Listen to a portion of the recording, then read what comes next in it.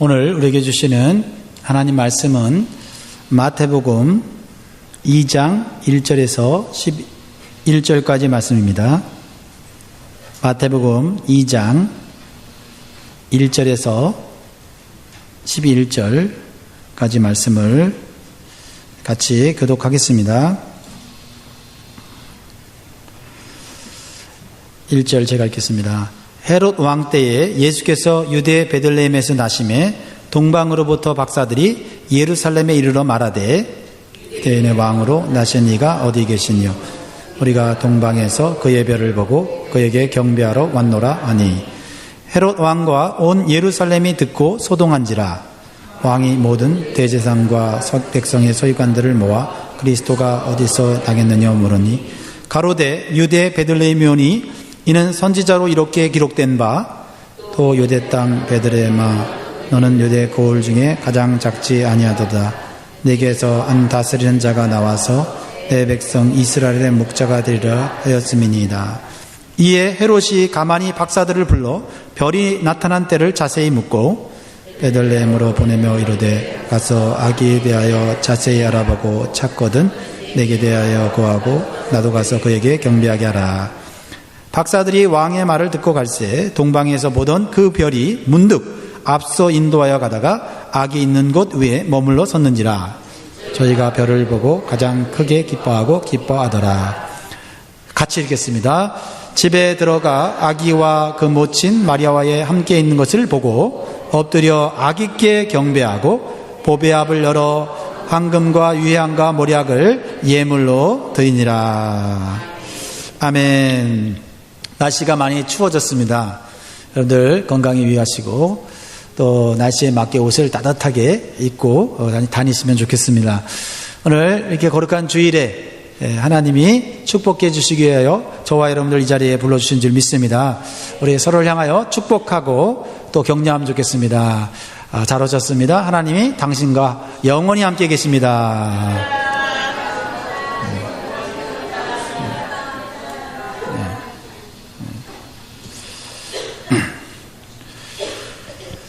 요즘 아이들에게 크리스마스에 생각나는 인물은 예수님보다는 산타클로스인 것 같습니다.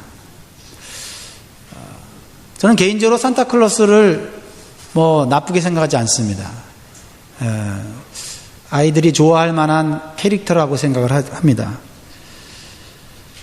원래 산타클로스라고 하는 인물은 없지만 산타클로스의 모델이 되는 인물은 있습니다. 네덜란드의 성 니콜라스라는 분이 계셨는데 아이들을 무척 사랑했고 가난한 자들에게 많은 선행을 베풀었다고 합니다. 천주교의 신부였는데요.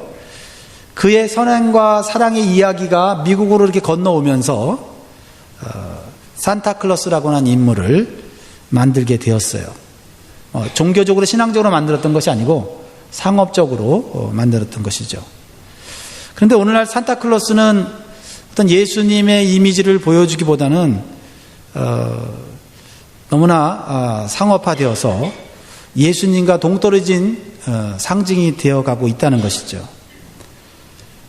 오늘날 예수님에 대한 메시지가 들어있는 그러한 크리스마스 광경은 참 보기 어려워졌어요. 산타클로스는 예수님보다는 루돌프 사슴코와 썰매 그리고 아이들이 원하는 선물과 연결된 인물이죠. 루돌프 사슴코는 왜 빨갛죠? 전혀 예수님과 상관없는 이야기입니다. 그런 의미에서 저는 오늘 산타클로스보다는 오늘 성경에 나오는 동방박사가 더 예수님과 가깝게 연결된 인물이라고 생각합니다. 그래서 이 크리스마스에 우리가 좀 더 묵상해야 될 인물은 산타클로스가 아니고 동방박사가 아닌가 생각을 해봅니다. 그래서 아이들에게 산타클로스에 대한 이야기, 그런 환상보다는 동방박사의 이야기, 동방박사의 어떤 삶을 가르쳐주는 것이 이 크리스마스에 더 적절하다고 저 생각합니다. 이번 대강절과 크리스마스를 통해서 예수님을 개인적으로 다시 만나는 경험이 있기를 간절히 소원하고 있습니다. 저에게는 그런 바람이 있고 설레임이 있어요. 이번 크리스마스 시즌에 우리 예수님을 알고 있고 믿고 있지만 좀 개인적으로 좀 이렇게 경험하면 좋겠다라고 하는 그러한 제 기대가 있고 또 여러분도 그렇게 되기를 바라고 있습니다. 동방박사들은 어떤 사람들이었기에 예수님을 개인적으로 만나는 기쁨과 영광을 누렸을까요? 저는 첫 번째로 예수님을 찾으려는 간절한 마음이 있었다고 저는 믿습니다. 예수님을 찾으려는 간절한 마음이 있었습니다. 1절을 한번 보도록 하겠습니다. 1절 다 같이 시작. 헤롯 왕 때에 예수께서 유대 베들레헴에서 나심에 동방으로부터 박사들이 예루살렘에 이르러 말하되.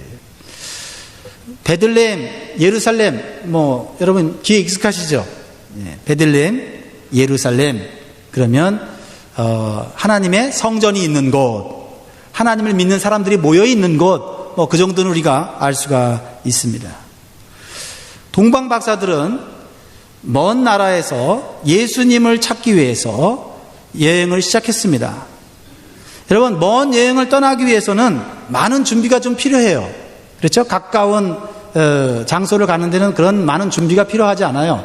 그러나 며칠씩 숙박하면서 먼 길을 가게 될 때는 많은 것들이 계획되어야 합니다.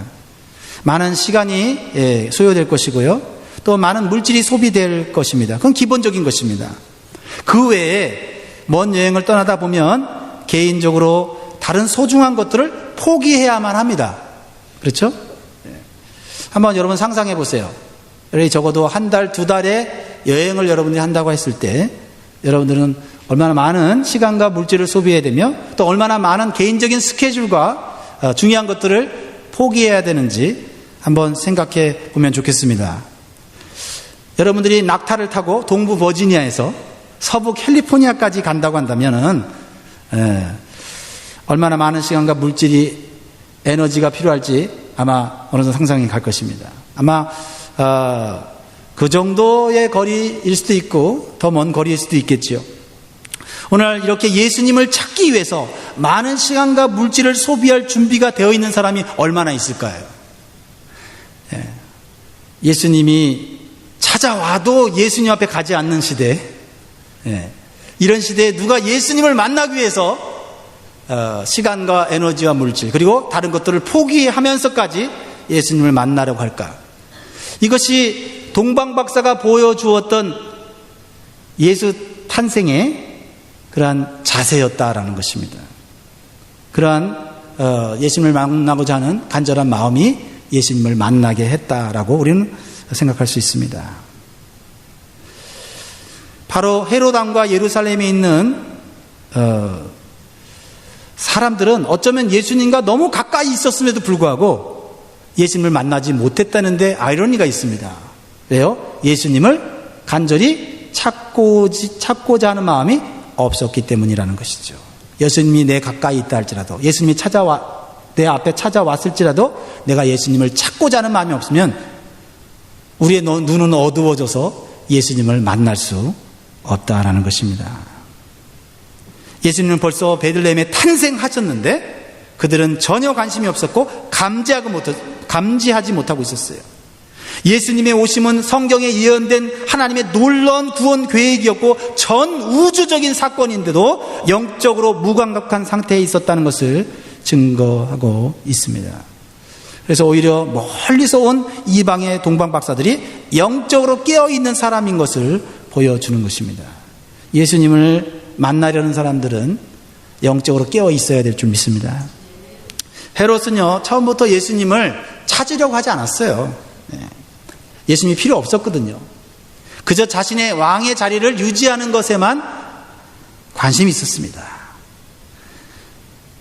거기다가 동방박사들이 예수님을 찾으려는 걸 알고 예수님을 죽이려고 하는 계획까지, 악한 음모까지 꾸몄죠. 사랑하는 여러분, 예수님을 만나기를 간절히 찾는 자가 예수님을 만나게 될 것입니다. 예수님을 간절히 만나기를 찾는 자들은 분명히 하나님이 기뻐하시고 그 인생에 하나님의 놀라운 축복을 주시는 것도 우리가 알 수가 있습니다. 여러분, 예수님이 십자가에 못 박혀 돌아가시고 무덤에 계셨을 때 예수님을 간절히 찾던 사람들이 있었죠. 누구입니까? 네, 막달라 마리아와 여인들이었습니다. 남자들이 아니었어요. 참 이런 면에서는 좀 부끄러워요. 네. 막달라 마리아와 여인들이 예수님의 그 무덤 앞에, 또 새벽에 컴컴한데 무섭잖아요. 네. 그런데도 불구하고 예수님을 간절히 찾기를 원했다는 거예요. 만나기를 원했다는 거예요. 돌아가신 시체라도 확인하고 싶었던 것입니다. 그런데 막상 왔을 때 빈 무덤만 확인하게 됐어요. 그래서 안타까워서 울었습니다. 시체라도 찾으려고 애를 썼어요. 그럴 때 천사가 나타나서 이렇게 얘기를 합니다. 마태복음 28장 5절 6절 한번 보겠습니다. 시작. 천사가 여자들에게 일러 가로되 너희는 무서워 말라. 십자가에 못 박히신 예수를 너희가 찾는 줄을 내가 아노라. 그가 여기 계시지 않고 그의 말씀하시던 대로 살아나셨느니라. 와서 그의 누우셨던 것을 보라. 여러분, 예수님을 만나려고 하는 것, 예수님을 찾으려고 하는 것, 사람들은 알아주지 않아요. 사람들은 그거 별 볼 일 없는 일이라고 생각해요. 그런데 예수님을 만나려고 찾는 자는 하나님이 아시고 천사가 알고 예수님을 만나도록 도와주신다라는 것이에요. 하나님을 찾으려고 힘쓰는 자에게는 하나님께서 계획하신 복을 허락하신다는 것입니다. 여러분, 구약에 우시야 왕이 이런 복을 받았어요. 역대하 26장 5절에 보면 우시야 왕이 하나님을 열심히 찾았다고 그랬어요. 왕이었지만 부족함이 없었지만은 하나님을 찾기를 힘썼다고 그랬어요. 그럴 때 그런 형통의 축복을 받았다고 말씀하고 있습니다. 역대하 26장 5절에 하나님의 묵시를 밝히 하는 스갈에 사는 날에 하나님을 구하였고 저가 여호와를 구할 동안에는 하나님이 형통케 하셨더라. 우시야 왕이 하나님을 찾을 동안에 형통케 했다는 말은 참 의미가 있는 말이에요. 다시 말하면 하나님을 계속해서 찾으면 계속해서 형통한 삶을 살게 된다는 것을 의미하는 것입니다.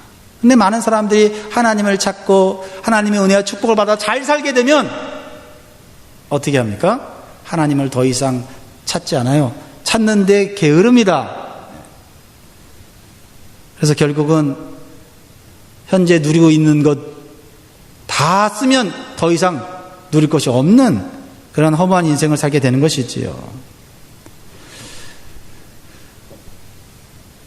사랑하는 성도 여러분, 잠언 8장 17절에 이렇게 말씀합니다. 나를 사랑하는 자들이 나의 사랑을 입으며 나를 간절히 찾는 자가 나를 만날 것이니라. 예수님을 만나면 우리의 삶 가운데 무엇이 일어납니까? 회복이 일어나요. 마음의 회복이 일어나고요. 우리의 영의 회복이 일어나고요. 우리의 삶의 회복이 일어납니다. 오늘 많은 사람들이 무엇 때문에 고통스러워하고 무엇 때문에 슬퍼합니까? 물질이 없어서도 그렇지만 또 질병에 걸려서도 그렇지만은 근본적인 것은 마음의 기쁨이 없기 때문에, 마음의 평강이 없기 때문에 많은 물질을 가지고 있음에도 불구하고 불안해하고 걱정하는 거 아니겠습니까? 그런데 예수 그리스도를 만나게 되면, 하나님을 만나게 되면 하나님 먼저 우리의 마음을 소생시켜 주세요. 우리의 마음을 회복시켜 주시는 거예요. 그 증거가 평강이고 그 증거가 기쁨인 거죠.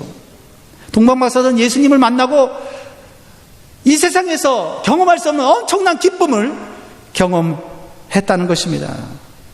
시편 69편 32절에 이렇게 말씀합니다. 온유한 자가 이를 보고 기뻐하나니 하나님을 찾는 너희들아 너희 마음을 소생케 할지어다.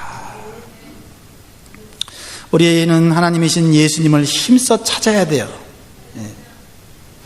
그 예수님을 찾게 될 때 우리에게 반드시 하나님의 기쁨과 평강을 허락하여 주시고 회복시켜 주시고 또한 형통의 축복까지 우리에게 주시는 줄 믿으시기 바라요. 사랑하는 여러분, 지금 여러분이 믿고 있는 예수님은 어디에 계십니까? 제가 대강절 기간에 계속 이 질문을 해요. 예수님 어디 계십니까? 어제 제 둘째 딸 유명이가 밤에 설교 준비를 하는데 왔어요. 근데 저한테 질문합니다. 아빠, 크리스마스에 어떤 선물 갖고 싶으세요? 어디가 선물 사주려고? 자기가 능력이 되는 한 사주겠다 그래요. 잠깐 생각하다가 제가 갑자기 생각 안 나갖고 의례적으로 예수님 그랬어요. 어떤 선물 갖고 싶으세요? 예수님 그랬어요. 그러자 그 유명이가 저한테 이렇게 합니다. 아빠는 벌써 갖고 계시잖아요. 벌써 갖고 계시잖아요. 저는 의례껏 상투적으로 얘기했는데 그 딸의 말이 제 마음에 신선함과 도전을 주었어요. 정말 있나? 정말 계시나? 정말 내가 예수님을 마음에 진정으로 모시고 지금 살아가고 있나? 지금 설교 준비한다고 정신이 없고 지금 연말 준비한다 정신이 없는데 정말 내가 예수님에게 포커스 하고 있는가? 설교 준비하면서 그런 생각을 하게 됐어요. 사랑하는 성도 여러분, 여러분 마음속에서 예수님을 찾아보시기 바라요. 그리고 여러분의 삶 속에서 예수님이 얼마나 멀리 떨어져 있는지를 한번 살펴보시기를 간절히 소원합니다. 고린도후서 13장 5절 우리 같이 나눴잖아요.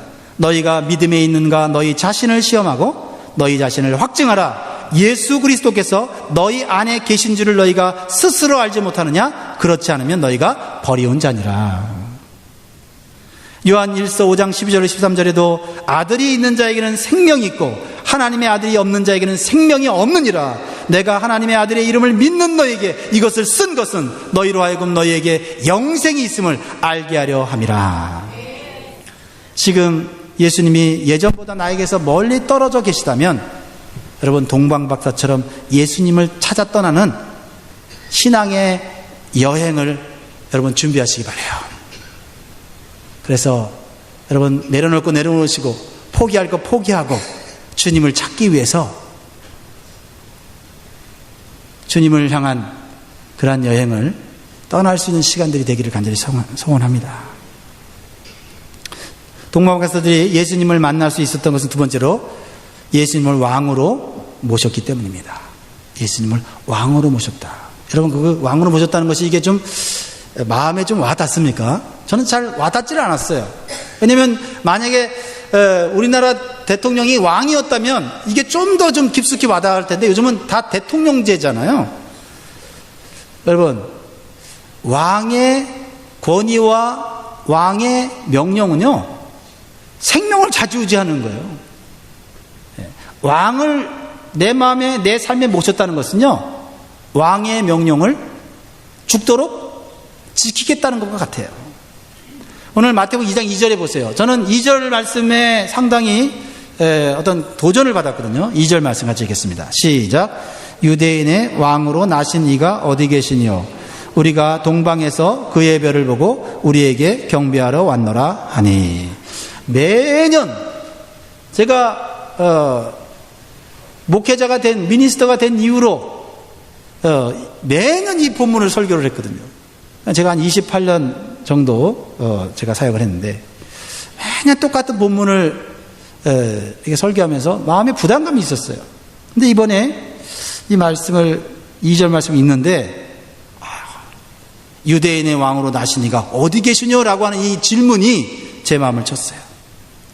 여러분 이 동방박사의 이 질문은요 많은 사람들을 당황케 하는 질문이에요. 특별히 이 질문이 헤롯 왕 앞에서 하는 질문이었거든요. 지금 유대의 왕은 누굽니까? 헤롯 왕이에요. 왕이 눈앞에 있는데 왕 앞에서 유대인의 왕으로 나신 이가 누굽니까? 라고 묻는 질문은 눈치도 없고 정신이 나간 질문이에요. 그렇지 않습니까? 왕이 되기 위해서 얼마나 많은 보이지 않는 암투와 싸움이 있습니까?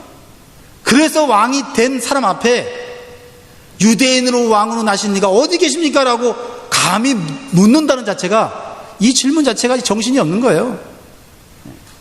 많은 사람들의 그 주변에 있는 사람들을 당황케 하는 것이죠. 그래서 헤롯의 눈치를 보고 있었을 거예요.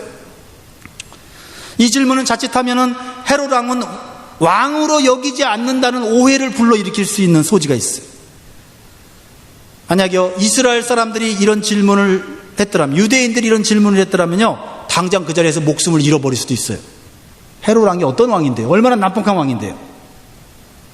어떻게 헤롯 왕 외에 다른 왕이 태어났냐고 물어볼 수 있느냐는 거예요. 하지만 동방 박사들은 이방인이었고 그들도 동방에서 왕의 위치에는 높은 사람들이라고 추정이 됩니다. 그래서 헤롯 왕이 잠시 참고 있는 거예요. 잠시 후에 동방 박사와의 대화를 통해서 그들이 말하는 유대인의 왕은 성경에 예언된 메시아인 그리스도라는 사실을 알게 되었어요. 사랑하는 여러분, 초대교회 그리스도인들이 핍박과 박해를 받은 근본적인 이유가 뭔지 아십니까? 교회 열심히 다녔기 때문에, 복음의 말씀을 열심히 전했기 때문에, 그보다 더 근본적인 게 있어요. 예수님을 왕으로 모셨기 때문이에요. 예수님을 왕으로 모셨다는 거예요. Jesus is my king, Jesus is my Lord. 예수님이 탄생하신 로마 제국이요, 탄생하신 당시에는 로마 제국이 세계를 정복하고 있었어요. 그래서 로마 황제의 지위는 한없이 높아져 갔고요, 신으로 여겨지는 때예요. 황제가 신이에요. Caesar's Lord예요. 그래서 로마 황제는요, 로마 황제 외에 다른 왕을 섬기는 자는 반란죄로 다스려서 처벌을 했어요. 당시에 로마가 세계를 정복하면서 종교 유화 정책을 썼어요. 그러니까 다른 종교를 믿어도 좋다.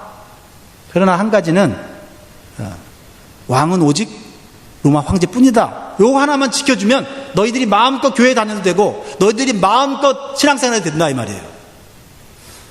근데 기독교인들은 그게 안 되는 거예요. 그게 오직 왕은 하나님 예수 그리스도 외에는 없거든요. 그래서 초대교회 기독교인들이 반란자로 오해를 받았어요. 사실 초대교회 기독교인들은요, 로마의 황제의 권위나 정책을 무시하지 않았어요. 오히려 순종하고요, 오히려 훨씬 더 황제를 잘 섬겼습니다. 로마의 관리들은 이미 잘 알고 있었어요. 그리스도인들이 선한 사람들이라는 것. 그 사람들에게는 법이 필요 없어요. 가법이 필요 없어요. 왜? 하나님 말씀이 법이니까 그 말씀대로 거룩하게 살려고 하는데, 무슨 세상에 법이 필요해요? 다 거룩하게 살려고 하는데. 그러나 절대 포기할 수 없었던 한 가지 신앙은 예수님은 온 세상을 다스리는 왕이라는 고백이었어요. 그래서 수많은 순교의 피를 흘린 것입니다. 이러한 초대 기독교인들이 가졌던 신앙이 과연 우리에게 있는가? 오늘날도 이러한 핍박이 이슬람권 나라들에서 이루어지고 있잖아요. 오직 그들이 믿는 알라신만이 왕이잖아요. 그래서 예수님을 하나님으로 모시는 기독교인들을 핍박하는 거예요. 그들의 경전인 코란에 의하면 예수님은 피조물에 불과하고 선지자에 불과해요. 그래서 예수님을 하늘에서 오신 구원자요 왕으로 믿는 신앙은 받아들일 수도 없고, 그리고 그래서 기독교인들에 대한 폭력과 살인을 자행하고 있는 것이에요. 참된 신앙은요, 교회 나가고 안 나가고 또 얼마나 헌금을 많이 하고 안 하고 이 차이가 아니라 누가 왕이냐는 거예요. 누가 왕이냐, 내 삶에 누가 왕이냐. 내가 왕이면서 교회 다니면 크리스찬이라고 할 수 없어요.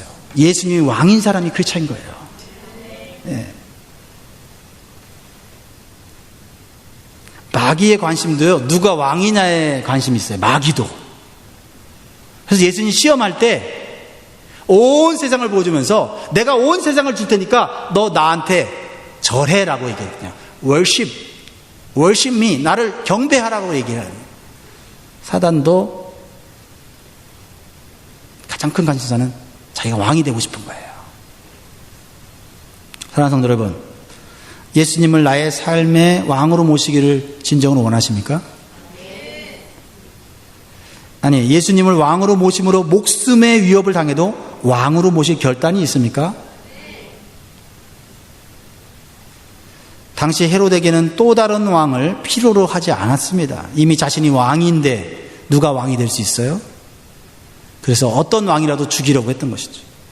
아무리 하늘에서 온 메시아라도 할지라도 자신의 자리를 위협한다면 죽일 수밖에 없는 거예요. 이것이 이 세상의 왕이 되려는 사단의 전략이에요. 우리의 삶에 예수님의 흔적을 없애려는 거예요. 그래서 크리스마스에 예수님을 없애려는 시도들이 얼마나 지금 많이 일어나고 있어요. 성도들은 이것을 영적인 도전으로, 신앙적인 도전으로 생각해야 합니다. 세상이 주는 크리스마스에 도취되지 말아야 돼요. 누가 왕이냐는 전쟁이거든요. 근데 우리는 거기에 섞여서 희희낙낙 웃고 놀고 즐기면 안 돼요. 예수님을 왕으로 만나서 그분을 섬기면서 기뻐해야 되죠. 왕이신 하나님을 찬양하면서 기뻐해야 되죠. 이게 크리스천입니다. 본문에 나타난 동방박사들은 목숨을 걸고 예수님을 왕으로 고백하고 모셨기 때문에 예수님을 만날 수 있었어요. 그리고 후에 헤롯 왕이 동방박사를 죽이려고 할 때에 왕 되신 예수님께서 그들의 생명을 보호하시고 올바른 길로 인도해 주셨어요. 이게 왕 되신 예수님을 목숨 걸고 모신 동방박사의 모습이에요. 목숨 걸고 예수님을 만나러 갔기 때문에 예수님도 목숨 걸고 동방박사를 보호하신 거예요. 이게 신앙의 아름다운 모습이에요. 예수님이 우리를 위해 십자가면 우리를 위해 죽으셨어요. 우리는 그것을 믿고 감사를 드립니다. 우리는 또 예수님을 위해서 내 삶을 드리고 내 생명을 드리려고 해요. 그러면 예수님이 우리를 보호하시고 인도해 주시는 거예요. 그런데 수많은 사람들은 예수님을 믿고 예수님부터 축복을 받기 원하지만 예수님을 위해서 생명 걸려고 하진 않아요. 예수님을 위해 생명 걸 일이 있으면 뒤로 도망갈 뿐이지요. 오늘 마태복음 2장 12절, 우리 읽진 않았는데 12절에 이러한 하나님의 보호하심의 은총을 우리에게 보여주고 있어요. 12절 시작. 꿈에 헤롯에게로 돌아가지 말라 지시하심을 받아 다른 길로 고국에 들어가니라. 이 세상에 많은 길이 있어요. 내 명예를 위한 길, 권력을 위한 길 많이 있어요. 그러나 생명의 길은 오직 예수님에게만 있어요. 그리고 하나님의 말씀에만 있는 것이에요. 사랑하는 성도 여러분, 이번 성탄절에 예수님을 왕으로 높이는 찬양과 고백이 성가대와 찬양팀을 통해서 울려 퍼지기를 간절히 소원합니다. 정성껏 준비된 찬양. 또한 성가대와 찬양팀뿐만 아니라 목장과 부서의 발표회를 통해서 나타날 수 있도록 잘 준비해 주시기 바랍니다. 예수 그리스도를 만나기 위해서 물질과 에너지를 소비하면서까지 예수님께 나와왔던, 오직 목적이 예수님을 경배하려고 왔던 이 동방박사처럼 우리가 예수님을 좀 더 높이고 찬양하기 위해서 우리가 가진 에너지와 시간과 물질을 드릴 수 있어야 되지 않겠어요? 왜냐하면 그분은 우리의 왕이시기 때문이죠. 세상에서는 자꾸 예수님에 대한 상징과 행사를 없애려고 하는데 우리마저도 간단하게 하려는 생각을 버려야 되겠습니다. 야구 구경을 가도 풋볼 경기를 가도 3시간, 4시간, 5시간을 즐기면서 주님께 드리는 찬양 30분, 1시간, 2시간 드리는 것, 그거 못 드려서야 되겠습니까? 크리스마스에 그 1시간 못 드려서 빨리 여행 가려고 자기 순서만 먼저 앞에 하고 도망가려고 하는 그런 태도를 볼 때마다 저는 솔직히 말하면 안타깝고 화가 납니다.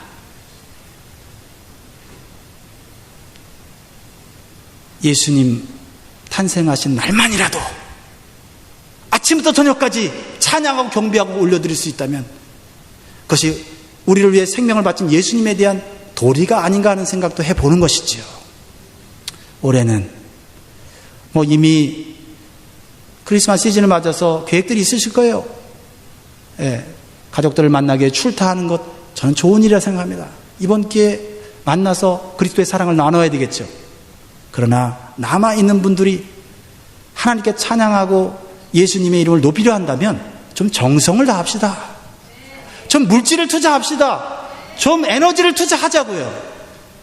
그래서 우리 하나님 왕 되신 예수 그리스도를 그 이름에 걸맞는 대우를 해드리는 크리스마스 시즌이 되면 좋겠다고 생각이 듭니다.